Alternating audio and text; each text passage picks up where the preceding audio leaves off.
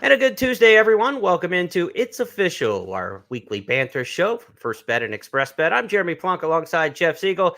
Jeff, it's Tuesday. It's on our normal entry day for the big races on Saturday. That usually comes on a Wednesday, but they are drawing the Travers Stakes today, 5:30 in Saratoga Springs. Field of 7 expected for the Travers. We've got the Derby winner. We've got the Preakness winner. We've got the Belmont winner. And we've got the 2-year-old champ. I heard somewhere that the Triple Crown was all screwed up. It doesn't seem to be come this August. No, I mean, it's always good to have a championship at stake this late in the year. And this one may decide it all, Jeremy. I mean, You've got, as you mentioned, the 3 classic winners and then Forte. And this race, it's like the 7th game of the World Series almost. Not quite, maybe the 6th game, because there's still a couple of major races left to be run, including the Breeders' Cup, which could decide everything. But this is a critical race, and we'll find out who can rise to the top at the classic American distance of 1 1/4 miles. I'll have my draw reaction posted on the blog section, Express Bet and First Bet, later on tonight after we see the full field. Again, 7 expected for the Travers. Let's get to our 5 topics and the board this week on It's Official. This is how we play the game. Randomized joined the fray in the 3-year-old filly division. She went into the Alabama Stakes, and Jeff, this handicapper I know on Friday told me, quote, she's got a chance to run these others into the ground. You were prophetic, my friend. She did, and it's 7-1 or 6-1, whatever it was.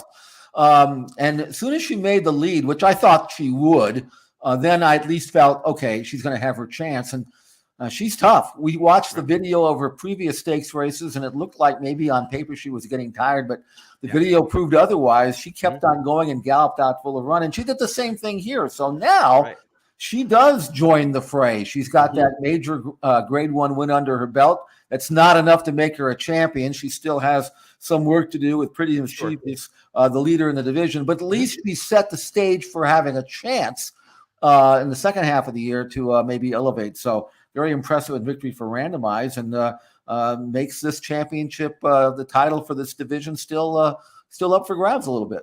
Let's go back to Saratoga on Saturday for the 1 1/4 Alabama. Here's Randomized, coast to coast. And Randomized, confronted by defining purpose, wet paint still with plenty of work to do, and Randomized turns for home, very wide but still in front. Wet paint will have to come through along the inside, but it's Randomized, still loaded with a furlong left to go, and she has a 3-length lead. Wet paint is trying her best, and so is defining purpose, but today's the day for Randomized. It's her coming out party in the Alabama, presented by Keeneland Sales. She made every pole a winning one. And like you said, now she's got a chance for the 3-year-old filly championship, perhaps. Pretty Mischievous won the Kentucky Oaks. She won the Acorn. She was the winner at Saratoga in the test in that ill-fated race for Maple Leaf Melon. I'm wondering if people will kind of hold that race in terms of championship voting almost against the winner in that day, Pretty Mischievous, because Maple Leaf Mel obviously was en route to victory before her ill-fated injury. And so are we looking at Pretty Mischievous looking to be a little more vulnerable now, even off that victory in the voters' eyes? She'll get a chance in the Cotillion Stakes. It looks like her next stop going 1 1/8 at Parks. And if she can stretch back out to the 1 1/8 like she did in the Kentucky Oaks, she'll show incredible versatility from the mile to 7 furlongs to the couple 1 1/8 races. Certainly, Pretty Mischievous, I think, can wrap up the 3-year-old filly championship if she wins the Cotillion in Grade 1 company at Parks next month in September. But she's still got to get another W probably, because it looks like this filly's a comer. Randomized is going to be one of those, maybe by the end of the year, we're talking about against the older horses. Has a little bit of that nest look to her, I mean, a late developer, and all of a sudden during the summer she blossoms, and that might be the case here with this filly at Randomized, who again, she's got to keep winning and prove that this race was not a fluke. But if she does, then she's right there. Of course, you always have to have a little doubt when you have a winner like this that does it on the front end, the controlling speed type of trip.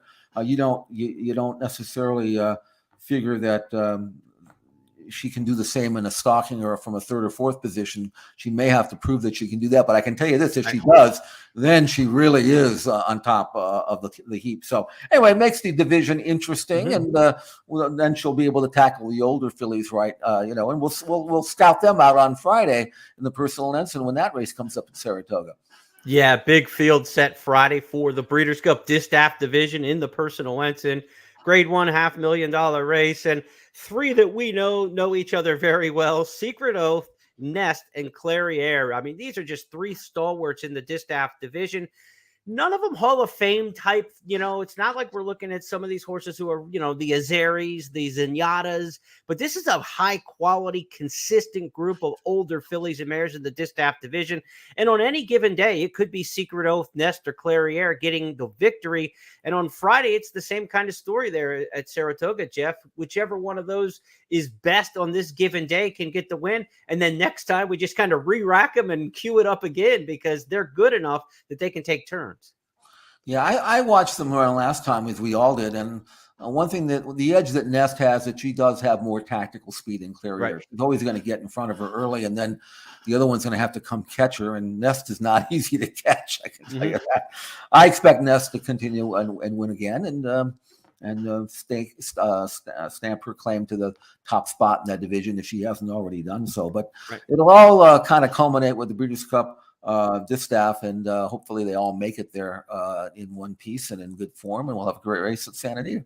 Always look forward to the Distaff. Let's go to our second topic this week on the board. It is a little game show for us. It's your call, make it. So we're going to bring up two scenarios here.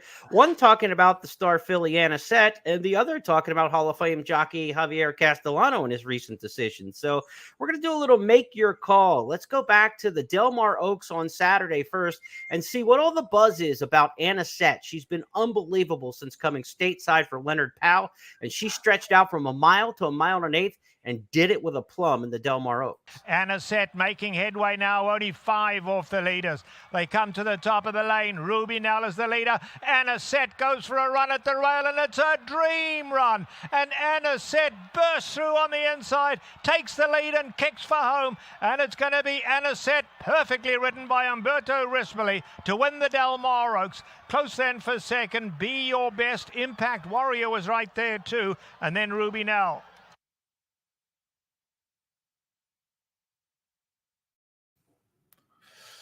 Gallop out. She won by as far as she wanted to. The question is how far will they want her to run? The Breeders' Cup filly and mare turf at 1.25 miles? Do they keep the stretching out? Do they stay in the 3-year-old filly division with a race like the Grade 1 Queen Elizabeth II Challenge Cup at Keeneland coming up at the fall meet at Keeneland? It's really close to the Breeders' Cup. It's hard to run in both of those races, so you kind of got to make an either-or decision. And as we play this It's Your Call, Make It game, Jeff, you own Anisette. It's your call. What are you doing? Boy, I'd be tempted to stay here in California and run in my own backyard at 1.25 miles, which we just saw should be no problem for this filly. She looks like one of those European fillies, which of course she is. She started out in England, but I mean, great turn of foot, but be able to carry at 1.25 miles, which is not really 1.25 miles because it's downhill for the first part of the race, and the acceleration that she showed, the fact that she's already won at Santa Anita, and what would be at stake, I think.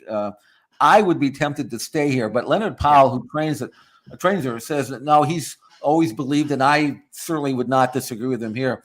Stay with your own age group for as long as they'll let you, and with a Grade 1 at Keeneland, which involves the ship, and you never know what kind of ground you're going to get in the fall. Those are things that you have to worry about. But man.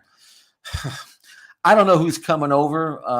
I can tell you that Anisette is head and shoulders above anything we have out here in California, and that includes the older division. So I'm not sure I would shoot for the big prize here if I owned her. I wish I did. I wish I had that problem to worry about. I think though that he's going to bypass the Breeders' Cup filly and mare turf this year, stay with the 3-year-old fillies, and then point for the big money next year. I think that's what he's going to do. I myself might be tempted to stay home and run in the Breeders' Cup. Yeah, I mean, here in the U.S., in Italian might be the best filly Ameriturfer on the East Coast, and she's going to run mile, right? I mean, they're Right. not going to stretch her to the mile and a quarter, so Right. she's not even there. You've got Fev Rover, you got some other nice ones. Chad's upsetter that won at Saratoga as well, but Yeah. he doesn't have that Sister Charlie superstar kind of filly in his barn this year, and so the West Coast could very well be best, but I don't think off the top of my head, I think the filly and mare turf is the division where the West Coast has never had any kind of success at all, getting to the winner's circle. Maybe waiting till 4 would be the way to go with her. She would be definitely super tough next year. And when you look at this year still on the calendar, if you don't go to the Breeders' Cup with the Anisette, like we said, the QE2 at Keeneland, but then back on the West Coast, you got the Matriarch at the end of the year during the Hollywood meet at Del Mar. That could be a chance to take on older horses for the first time there that aren't the international superstars that were going to show up for the Breeders' Cup when you take on older horses. So a little bit easier chance to make that step to the elders could be in the Matriarch at the end of the year. But there are some good options, but she is a great filly. What a prospect. I tell you. Like megahertz, finishing up races or one of those kind. She looks like an elite level distapper. She may be a megahertz who can run a mile and a quarter, not just a mile. A lot of these fillies we have are brilliant milers because they have that incredible turn of foot. This filly came the last 8th in less than 11-3, 11 and I think it was 55 or something, and which is a mile and an eighth is really closing it. You could see it. Without having to be knocked about at all. I don't think the extra furlong will bother at all. And her first 3 races in Europe were all in all weather, so she's undefeated on grass. I mean, who knows how good she really can be? She's toying with this group. That's like I say, I might be tempted to stay home. If I wanted to travel, maybe I'd do it next winter and go to Dubai or something with some big money. But I don't know. It's tempted to lead them off. The starting gate, literally, I know where Leonard is stabled. The starting gate is literally 50 yards from where her barn is for this race. She doesn't have far to go then. 50 yards, so. All right, let's continue with It's Your Call, Make It. We've got our second topic for Jeff and myself here. Javier Castellano, Hall of Fame jockey, won the Kentucky Derby on Mage. He won the Belmont Stakes on Arcangelo. You got to pick one come Travers time, and he made the choice to ride Arcangelo. You look at the records. We give you a little bio background on the 2 horses that he had to choose from. Of course, Mage was the horse who came through the Florida path this winter. Arcangelo was the late developer coming through New York's Peter Pan to prep for the Belmont Stakes. 2 for 2 in the state of New York is Arcangelo, looking to make it 3 for 3, first time at Saratoga. Castellano opts to ride the Belmont winner, not the Derby winner. Interesting times, Jeff. I think he made the right call. It was the call. If I were the agent, I would have made. The most important thing here. There's sometimes where you've got a barn that you have to ride for. Like if you're a Pletcher's main guy or Stafford, you kind of side with the guy who gives you the most of the best mounts. Right. But in this case, the only real factor I think here, Jeremy, is okay, you rode them both, you've watched them both, you evaluated both, who's the best horse, who's the most likely winner of the 2. And I would conclude, in my opinion, that this horse right here, this colt right here, Arcangelo, is the better of the 2. His Belmont win was terrific. He's training unbelievably well. You can see how easy he's breezing here. What a beautiful mover. There's no effort whatsoever in covering the ground here. Kind of floats, which is one of the reasons why I liked him in the Belmont. He's done very well since. He's fresh. Obviously, the distance is well within his range. He's got great tactical speed. I really think Arcangelo has a chance to be the champion in his division. I think he has a very good chance to win the Travers. He would be the colt that I think that Castellano should have chosen. He did choose him, so I'm all in his corner here. All right. Now we get to disagree. All right. Okay. I agree on your premise that he took the horse that he thinks is the best horse and the most likely winner of the Travers Stakes. And if that's the only objective, then it's the right decision. And if you're talking business and it's only about likelihood of success, dollars and cents, then I think they made the right decision. But I can't sit here every first Saturday in May and hear people talk about how the Derby's everything they've dreamed of their entire life. The only reason they're still in the game, I would have retired 10 years ago, but I'm looking for this one Derby shot. And then you dump the horse just because you think somebody else is going to beat him later. Where is loyalty? I know it's nowhere. I know it's It's a foregone thing in America, right? I don't care who we are. We sell people out. We throw them under the bus the minute we don't need them anymore. The horse won you the Kentucky Derby. To me, that changed your life. You are going to be remembered forever. Javier Castellano is not going to be remembered for riding Bernardini to win in the Breeders' Cup or run second in the Breeders' Cup, win in the win in the Preakness. He's going to be remembered for winning the Kentucky Derby aboard Mage. The name is painted on the side of the building for the next 150 years at Churchill Downs. Ride the Derby winner. I mean, I didn't like this when Calvin Burrell did the same thing with Rachel Alexandra in the Preakness, jumped off Mind That Bird, right? And that's your Derby winner, man. Stay with them. And I know it's the best horse, and I'm being old school with that, and maybe I'm being, just kind of too emotional about it, but there's something to be said for loyalty. And Castellano, I want to bring this up because this is something that wasn't talked about a lot around the Derby, but it got under my skin a little bit. He was supposed to ride the horse in there for Ben Colebrook in the Derby. What's the name of the horse? Now I'm blowing the name, so it's gonna just completely take my point. I don't away. remember the name, but I know what you're talking about. I know where you're going. He was supposed to ride that horse, and he bailed on that horse because of a sponsorship issue. Because the Jeff Ruby Steakhouse is the logo on his pants, and he was more loyal to the logo on his pants than he was to the connections of that horse to ride in the Kentucky Derby. He dumped that mount and was available because Mage's connection said, "We don't care if you wear the sponsor pants or not." So that's twice. Those guys gave you a leg up on a horse after you had a conflict in business, and then you win the Kentucky Derby on their horse. And that's not even good enough to stay with them because you think Arcangelo will probably win the Travers or have a better chance of winning the Travers than the mount you're on. That's bad karma, man. That's just bad karma. I wouldn't want to do that. I wouldn't want to put that out there. I think Castellano made the wrong decision for the Travers Stakes. I think he should ride Mage back in a loyalty move. They were loyal to him before the Derby, letting him do what he wanted to do from a business standpoint. He won the Kentucky Derby on that horse. Ride that horse out and tip your cap to Arcangelo and say, "I'm sorry, but I have a conflict I can't overcome." If all we're doing is what's a better chance of lining our money with, or lining our pocket with the most amount of money to win the next race, then so be it. At what point do you have enough money? Okay.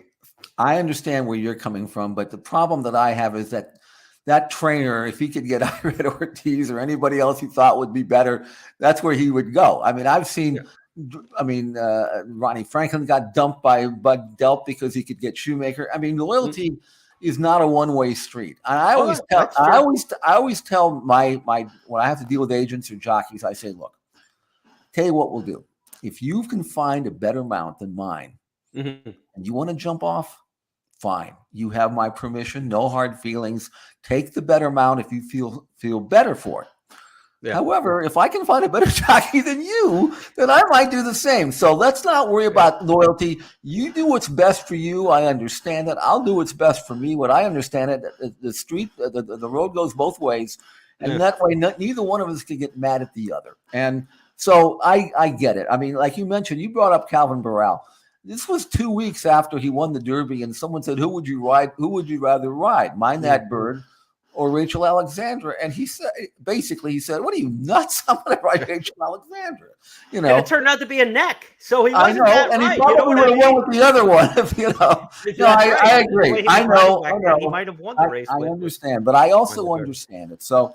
I mean, you are living in a world which I wish we all lived in. I mean, I mean, believe me, I admire people like you who still believe in that. I mean, I really do. I think it's wonderful.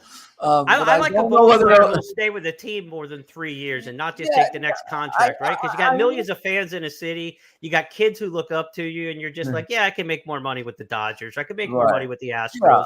And I'm gone. It's just a different era, I'm an Angel fan, and I hope Shohei Ohtani signs with the Angels again next year. It's never going to happen, and I wouldn't blame him, So what your world is a world I wish I lived in. I can tell you that. I admire you that. But when it comes down to who do you think is going to win this race, that's, as a businessman, that's where I would have to go. And I think Arcangelo, not only do I think he can win, I think he will win.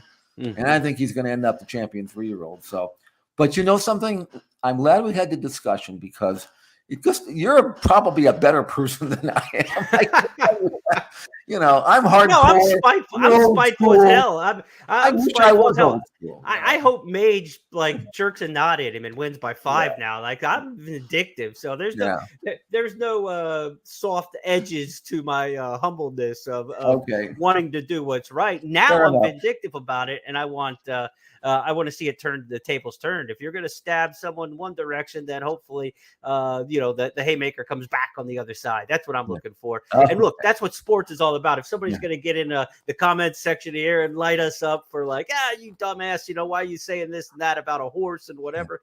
Look, this is why we play the game. If you can't have a little rivalry, if you can't have a little controversy, why not? This is coaching decision. This is player movement. This is everything we yell about in team sports, and we have it right here on center stage in the Travers Stakes. So why not embrace it? Why not go after it and pick a side? Take a side. That's what sports is all about. Right. Let's go to our next topic on the board this week, our Breeders' Cup Tracker. It's topic number 3. We're going to talk about an overseas runner who could be headed here for one of the juvenile grass races. The Prix was run in France this past week, and it was a Breeders' Cup win, and you're in towards the turf sprint for the juveniles.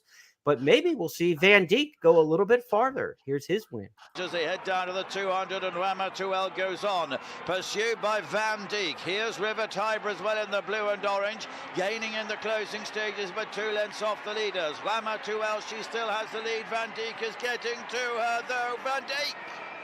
Van Dijk has just nodded at the line to win, to Ramatuelle in second position. There's 2 or 3 lengths behind those two, River Tiber and then Sacred Angel. Tell us about Van Dijk and the possibilities maybe coming here for Breeders' Cup. Yeah, he's undefeated in 3 starts. That was a Justify filly that he out-nodded there, who had won a stakes before that. The 3rd place finisher had won the Coventry. So this at Royal Ascot. So this was a terrific performance by an undefeated colt who you would think he'd be a candidate for the Breeders' Cup Juvenile Sprint, but that race here is 5/8. This race is 3/4. He's much more likely to stretch out and go a mile, I think, and be more comfortable doing that. He's top class 2-year-old for sure. Doesn't have a great pedigree or anything like that. I think they can afford to go for the money while they can get it here as a 2-year-old. I wouldn't be surprised if Van Dijk shows up. He's going to run once or twice maybe before then, but he's a major player in that division. We know how well the Breeders' Cup Juvenile 2-year-olds come over from Europe and do, and I think this colt's going to be one of those that we're going to have to fear a lot if he does show up in that race. Van Dijk's Prix win just on 19 days rest. Who says they still don't make him with a little iron constitution coming back on a quick turnaround? Simon Crisford, formerly with Godolphin, and someone who's very familiar with horses running in the U.S. And, he's the trainer. He said this horse, Jeff, is bulletproof. I mean, this is a horse, he said, you just can't rattle him, that the mind is there, the disposition's there, the kind of horse you may want to travel with. Yeah, no, I hope he does. I mean, the Breeders' Cup with the Euro is always exciting. They do very well. They've done very well at Santa Anita. And again, this is the kind of colt that because he doesn't have a fancy pedigree, you don't have to protect him. You just go out there and earn money. And he can do that here. So we'll watch him. We'll keep tabs of him, see if he's one of those Euros that'll come up and make the flight over and be one to reckon with on Breeders' Cup Day. We always hear that stereotype when you handicap the Breeders' Cup that the California Breeders' Cups really aren't for the Euros. It's top of ground. It's a harder turf course. The stats tell you otherwise. I mean, the Californians have had tremendous success in the grass races at Santa Anita over the years, and even going back to the original at Hollywood Park right off the get-go, Lashkari and others right on the bat on the Southern California turf courses. Now, we keep in our Breeders' Cup tracker to give you some news on last year's Breeders' Cup Dirt Mile winner. He's back, at least in terms of plans, to the Dirt Mile. Bill Mott says Cody's Wish is going to return to the scene of last year's win on Breeders' Cup Day, that being in the Dirt Mile. We're going to get Jeff's take on it. Is that the best path for Cody's Wish after we take a look at his memorable score last year? Cody's Wish coming up on their outside, and the three of them will turn for home together, and they're into the stretch. It's Cody's Wish and Cyberknife. Slow down Andy in between horses, down to the final 16th. Cyberknife on the inside, Cody's Wish on the outside, down the center of Slow Down Andy. They're coming down to the finish. Here's the wire. Oh, the wish has come true. That one's for you, Cody. Cody's Wish has won the Breeders' Cup Dirt Mile.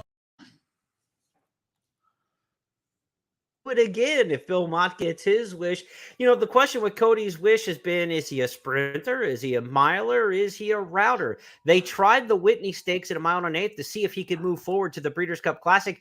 He didn't have the same kind of punch at 9 furlongs around 2 turns at Saratoga. So Mott this week said they're going to pull the plug on looking at the Classic. So now you think, okay, he's going to go in the Dirt Mile or the Sprint. Well, Mott's got last year's Sprint winner Elite Power, who's as good or better this year than he's ever been. So that space is kind of taken up. So it's back to the Dirt Mile by default or by where he's best, Jeff? Well, we just saw that race, and they went 45 and change in that race, set it up for Cody's Wish, and he didn't really punch it at all. He won the race. He basically outstayed everybody, but there was no punch. I mean, when you have Slow Down Andy like a length behind you at the end, it's not a great race. And I would suggest that to me told me that it's not the distance. It's the 2 turns, and it's a different style of race. It's a different pace scenario. And Cody's Wish is much better around 1 turn. Now, you might say 6 furlongs might be too sharp for him, although I don't think it would be if you trained him to do that. Also, you've got Elite Power, as you mentioned, who would already be in that race, but he got beat last time out. So I would be tempted to do one of 2 things, and one of them is not running him back in the Breeders' Cup Dirt Mile, especially at Santa Anita. I would probably either run him in the Sprint and crank him up for that, or I'd just forget the Breeders' Cup and run him in the Cigar Mile and go out with a Grade 1 win and then retire next year and maybe go out a winner. I don't think he has to win the Breeders' Cup Dirt Mile based on the race shape and the fact that he's so far inferior to his best form doing that. What do you think, Jeremy? Do you think maybe he should just forget the Breeders' Cup and maybe point for the Vosburg and then the Cigar Mile? Yeah, I don't think the Breeders' Cup adds anything to his legacy, right? To come back in the same race, a race that we all admit is kind of like a consolation race. It's not the Sprint, it's not the Classic. It's a race they added along the way to help betting handle and to help breeders and things like that, to have a middle distance race and have another race on the card to help the handle. So it's never been a superstar championship race. Even the big winners of the Dirt Mile have gone on like the next year, like, okay, well, prove it to us now that you can be a classic horse. And that's what they tried to do with Cody's Wish, right? It was proven to us in the Whitney that you can become a classic horse. So it still becomes a consolation game. And it's a great race in terms of helping the betting handle. And we like to bolster the card on Breeders' Cup Day and all that. But I don't think it does a whole lot for the resume and certainly for a horse who's already won it. So I don't disagree with you. I don't think the Cigar Mile would be a bad way to go out, but he's already won the Met Mile. He's already won big races. So does the Cigar Mile even help him at this point? It's not really. He's already won it. Yeah. So he's a horse who's already made his hay, right? Literally. And whatever he does from this point out is additional. It's gravy. I don't know. Maybe even say take your shot and run 3rd in the Classic and see what happens. I mean, I think that is even probably a better alternative than just coming back and running in the Dirt Mile again. But like you, I don't think he's as good around 2 turns as he is around 1. And necessity's the mother of invention. If Mott didn't have Elite Power for the Sprint, he might not be looking at stretching Cody's Wish back out around 2 turns. He might say Vosburg Sprint, and we'll see. Horse racing is a very fickle game. Horses come up with the little nicks and coughs and things like that all the time. If Elite Power were not to make it to the Breeders' Cup, it would not be shocking to see Cody's Wish shorten up to the Breeders' Cup Sprint either. These are all options that are on the table. But as we discussed it, you and I, we're in full agreement. He's better around 1 turn than 2. Yeah, that's pretty obvious. And I think that I would wish that they would allow him to do and be what he wants to be. So we'll see what he does. Still got some time, and but we'll watch him in the Vosburg later this month, and then, or I think it's later this month, yeah. And then we'll go from there. Like you mentioned in the pre-show when you and I were bantering about, we are very good at telling people where to run their horses, right? Well, never That's listen to us. that's We're our never game. wrong. I mean, we know. Right. And if we are wrong, we'll never admit it. So, we're never. But it's just like we talked about sports, right? You watch a baseball game and you're questioning the manager. Should you have bunted there to move the runner over? Why didn't you pinch hit here? Why'd you pull the pitcher who only gave up 2 hits through 6 innings? This is what we do. We second guess as sports fans. That's what makes it great. And that's why you're engaged in watching programs like this. Let's go to our 4th topic on the board this week. It is somewhere over the rainbow. Santa Anita has gotten over the Rainbow Six, Jeff Siegel. There will be no more 20-cent Rainbow Six when the September meet kicks up at Santa Anita about 3-4 weeks from now. They're going back to a traditional pick six with a $1 format, not a $2 format. But every day the pick six will pay, I believe, 70% and a 30% to the daily, 70 or 30 into the carryover then. But the $1 pick six is back, and I know that is music to the ears of Southern California pick six players. Maybe some smaller bettors around the country have enjoyed the 20-cent plays, and it got them into the game. But the true pick six player, and I don't mind saying this at all, there are bets for the small bettors, and then there are bets for the big bettors. The $2 pick six was a bet for the big customers in the game. Yes, you can take a shot and take a little small ticket here and there and see if you're lucky and hit the jackpot. But our big bettors loved playing the $2 pick six, and I'm glad it's back for them. We need something for everybody in this game, and I think that bet coming back to the big better is a good sign, and I think it's going to be well received at Santa Anita. I believe it will. Look, I have to admit, I work for the company. I'm never going to trash or knock the Rainbow Pick Six. I mean, if that's what they wanted to do, I mean, that's their decision and all that. But I never played it. I never did. I had no interest in playing it. My deal is to try to uncover some hidden gems and work and try to find that 8, 10, 12 to 1 shot that people would leave out. When you're playing a 20-cent increment, people would throw horses in randomly just because they could afford it. Had nothing to do with handicapping. And the idea of trying to go for a big score was never going to happen with the 20-cent Rainbow carryover. It just wasn't. It's too easy to spread and cover all your bases. And so I had no interest in it. Now that they've gone back, now I would have preferred the $2 increment, but the $1, I'll take that as a compromise. And I think it's going to be very popular again at Santa Anita. I can tell you that back in the 80s, I was a professional gambler. That's what the IRS considered me because that's what I had to file because most of my income was through wagers and monies accumulated through playing the pick six. Back in 1984, we in the press box got together and it was a 4-day carryover. It was a massive pool. We decided, we had been doing this anyway, but on this particular day, we decided to pool our interests. I'll never forget the summit meeting we had the night before and try to put together a ticket that everybody would like and appreciate. So we had come up with a ticket. And then it was a Sunday that I went out in the backstretch and just kind of looking around and talking to people and ran into Wayne Lucas, who had a first-time starter, which we had not even considered. She was 20 to 1 on the morning line. And I wasn't even going to bother him, but just because I was talking to him, I figured, whatever, And what about that filly in the 4th race? And figured he'd say, just not much. And anyway, he says, she's good. She can win. And I'm saying, what? He says, yeah. She's got speed. The rail and all that. And, so I said, good luck. And so I went back. We had an emergency meeting with the boys in the press box. Should we throw this filly in? And they asked me, they said, do you think we should throw her in? That was going to increase the ticket and all that. And I said, put her in on a backup ticket or something. I don't like her, this and that. Right. So I don't know. Anyway, we put it on a backup ticket. Of course, she won for fun, paid $46. We were happy that we knocked everybody out, but sad that we were down to like a $300 backup ticket with 3 singles.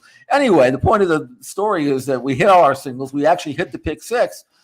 And the payoff, there were 2 tickets that hit, and each ticket was worth almost $800,000. And we were thrilled to death. But here's the thing. If that had been a rainbow ticket, we wouldn't have gotten anything. Because it would have carried over again. Right, because there were 2 tickets. Right, instead of being 1. But we were very happy to share the ticket with somebody else, considering there was $800,000 available. Yeah. And to me, we played many pick sixes during that decade. I had a couple for 100, a couple for 150, all that.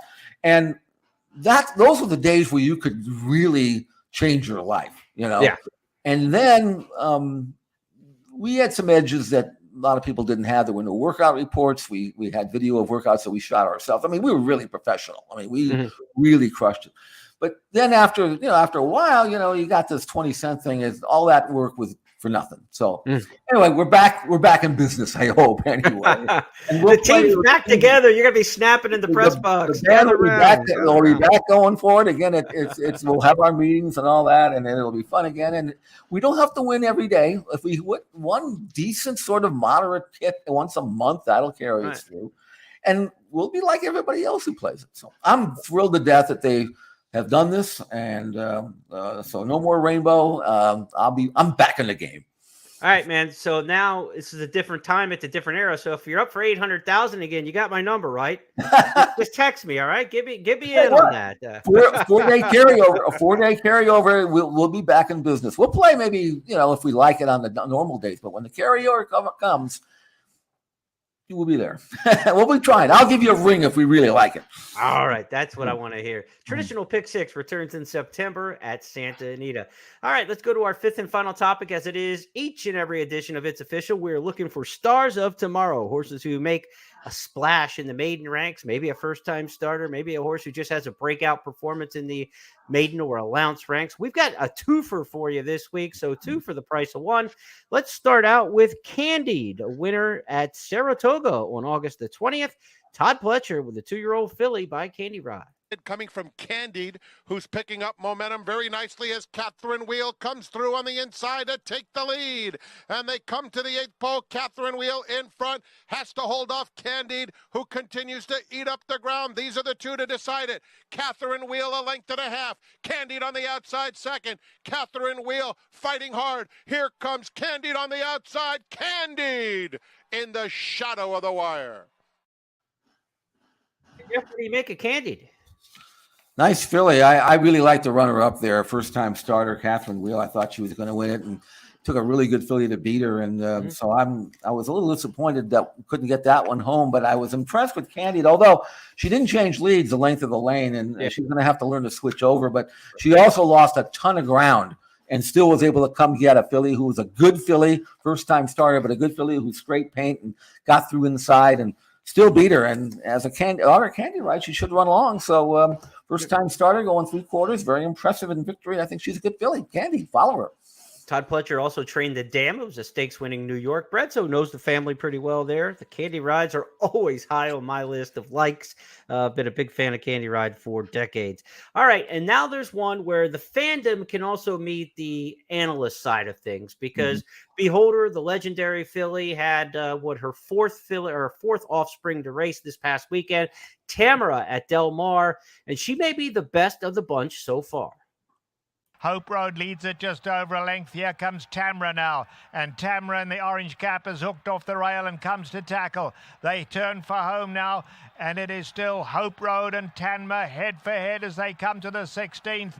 Tamra now gets the advantage. Tamra in front. Hope Road not given up, but can't go with Tamra. And Tamra and Mike Smith win going away. Hope Road finished up in second. So Tamra gets the victory, her maiden breaker. Again, she's the 4th filly out of Beholder to race. The first 2 did not win. They were 0 for 6. Tina Ella, a Warfront filly, won the Senorita Stakes earlier this year in May.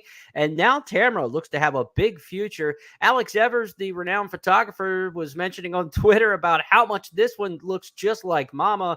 You could see for yourself, Beholder on the right, Tamra on the left. Jeff Siegel, she can run 1/8 as good as Mama. She'll be all right. And let's not forget that the $4 million Curlin colt out of Beholder went through the ring at Saratoga. So there's lots to be excited about if you have anything to do with Beholder. Not only should she have a stakes winner now, she's got that $4 million yearling by Curlin. She's got this first-time starter by Bolt Oro, who was actually bred. This mare was bred to Bolt Oro simply because Mick Ruiz, who was a friend of the owner of Beholder, Wayne Hughes, and Wayne decided to breed breed this mare to Bolt d'Oro because of that, even though these people at Spencer have tried to talk him out of it. But he says, no, I'm going to be loyal to my friend. There's our loyalty thing.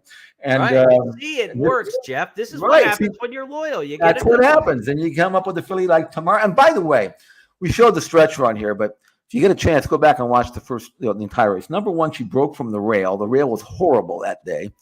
Then she stumbled badly at the start. She rushed up inside down the backstretch, ran into a roadblock, had nowhere to go, but settled after she got clear. Went around the leader, Hope Road, who's a good filly who had run very well in her debut, finished second, and was loose on the lead, and still went by her like she was kind of standing still in the final 16th of a mile, galloped out terrific. I mean, God, Tamara is just, I don't even care. I mean, she's still going to a good 80 by her number, but she is so much better than that. Yeah. And she will run long, as the Beholder did. I mean, I'm just totally over the moon with Tamara, I should say. And I think she's got a chance. She's not going to run till the fall now at Santa Anita, but I think she's got a chance to be extraordinary. And then bigger and better things perhaps to come from her yearling half brother, who's supposed to be all the rage with Bob Baffert's going to train. Yeah, maybe the Chandelier Stakes and on the Breeders' Cup Juvenile Fillies for Mandela and see what she can do at Santa Anita. She gets to run out of a home stall for the Breeders' Cup. That's always a nice advantage to have. Okay, so our two stars of the tomorrow for this week, Candied and Tomorrow. All right, extra topic this week, Jeff. We're going to have a little fun with this one. I stumbled on this one the other day, and it gave me a good chuckle, so I want to share it with the fans. Look, we're familiar with the settings of racetracks in the United States. We can go industrial, right, like Hawthorne. We can go metropolitan, like Aqueduct in the shadow of JFK Airport. And we can go rural, too. Remember the pea patch, the actual crop that's growing in the middle of the infield at Ellis Park this time of year? I've got one that's more rural than you've ever seen. We're going to Wales, okay? Have you ever been to Wales to the races? I have never been to Wales. No, I have not. All right. We're going to take you to a track called Bangor-on-Dee. And there's a little bit of extra company, if you will, as the horses are making their way to the starting gate. Thanks. Bangor. I don't know which race will be more entertaining. You got the cows and the youngsters on the right, and then the horses on the left. But two races for one, Mick. We'll try again. Do you know what, Luke? I'll tell you what. I'll give you a fiver if you can pick out the winner at the race on the right. That is for sure. A fiver if you can pick the winner of the cow race. Must have been a couple dozen cows following the horses. Animals love each other, right? You've been around the backstretch a long time. There's goats, there's cats, there's dogs. They're all hanging out together on the backstretch. And I guess in Bangor-on-Dee in Wales, the cows like to hang out with the thoroughbreds. Looked like they were shouting encouragement to their favorite horse, Go to the front. Good luck. No, knock them dead, I mean, you see fans crowd to the rail when the race, the gate is at the top of the stretch or wherever it is. Look like the cows looked like they had the same intent. Cheer their favorite horse on. All we need is Trevor there calling one moving like a winner. Yes. We're going to end on that really bad note. We've seen 5 topics on It's Official this week, and they're all now official because Jeff Siegel and I mercifully said so. Randomize has joined the phrase, one of the top 3-year-old fillies in America after winning the Alabama Stakes. We played a little It's Your Call. What would you do if you were owning Anisette? Would you go against the older fillies and mares at the Breeders' Cup in the filly and mare turf, or would you stay with the 3-year-old fillies? And Javier Castellano, do you make the right move or the loyal move in your pick to ride the Travers Stakes? As far as the Breeders' Cup tracker goes, we looked at Van Dijk winning the Prix-Morny in the 2-year-old grass division. And we also talked about Cody's Wish, where this week the defending champ in the Breeders' Cup Dirt Mile was aimed back at that Dirt Mile by trainer Bill Mott. News there from Cody's Wish. Somewhere over the Rainbow 6 is gone at Santa Anita. Traditional pick 6 will return for the September season and beyond. So Jeff Siegel and I talked about the pluses and minuses there. And in our Stars of Tomorrow, we had 2 debut winners. Candied at Saratoga for Todd Pletcher, Tamara on the West Coast for Richard Mandela, Bolt d'Oro, and the daughter of son, I should say, of our daughter of Beholder. So excellent group of Stars of Tomorrow to take a look at this week and down the line. Jeff's been a lot of fun this week. We'll be back to do it all again in a week's time where we get to review the Travers Stakes. Can't wait for that. Travers Draw coming up at 5:30 Eastern today. And between now and then, you and I will be back on Friday to handicap the Travers card and all the big stakes around the country on our First Call podcast on Friday. We got some work to do, partner. We do, but entries will be on today. Can't wait for the Travers. Great racing this Saturday. So we'll have all of that on our Friday show. We'll handicap the card and see if we can pick some winners for you. All right. Between now and then, enjoy yourself at the races, everybody. Take care of yourselves, and we'll be back on Friday.